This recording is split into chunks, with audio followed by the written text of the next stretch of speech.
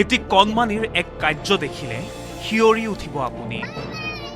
এটি 5 বছৰীয়া শিশুৱে হাতত তুলি লৈছে এডাল প্ৰকাণ্ড সাপ। প্ৰথমে চাওক এই দৃশ্য।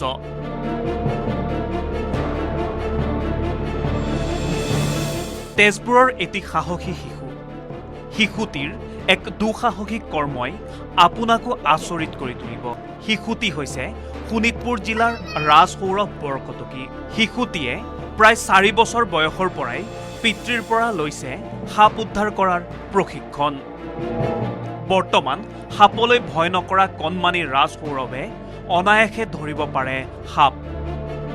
মই সাপলৈ ভয় নকৰোঁ। কোনটো বিষাক্ত মই জানো। মোৰ ফ্ৰেণ্ডকেইটাই কয়, অ' মাই গড, তুমি সাপ ধৰিব পাৰা।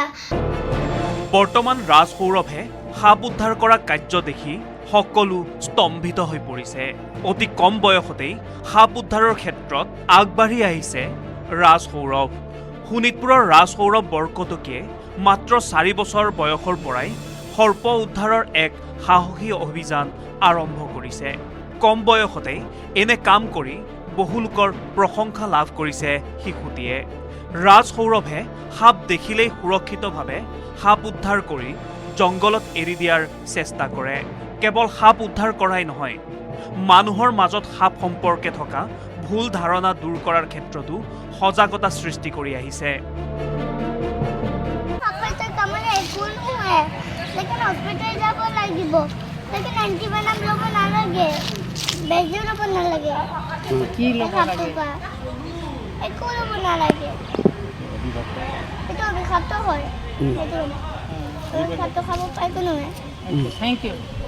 ৰাজসৌৰভ বৰকটকী হৈছে সৰ্পবান্ধৱ হিচাপে পৰিচিত সৌৰভ বৰকটকীৰ পুত্ৰ।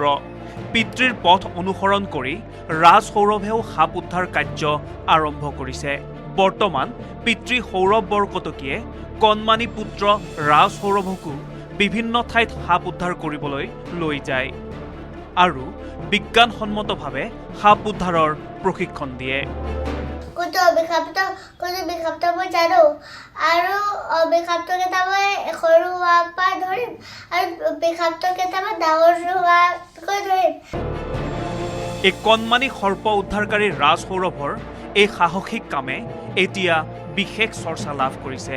শেহতীয়াকৈ ৰাজসৌৰভে তেজপুৰৰ কুমাৰগাঁৱৰ এখন হোষ্টেলৰ চৌহদত এটি অবিষাক্ত মোচোৱাগুম সাপ উদ্ধাৰ কৰে। সাপটো অতি সাৱধানতাৰে উদ্ধাৰ কৰি সুৰক্ষিত প্ৰাকৃতিক স্থানত মুকলি কৰি দিয়ে। বৰ্তমান ৰাজসৌৰভ বৰকটকীৰ বয়স 5 বছৰ। ৰাজ তেজপুৰৰ ৰৌচন জাতীয় বিদ্যালয়ৰ জুনিয়ৰ কেজিৰ ছাত্ৰ।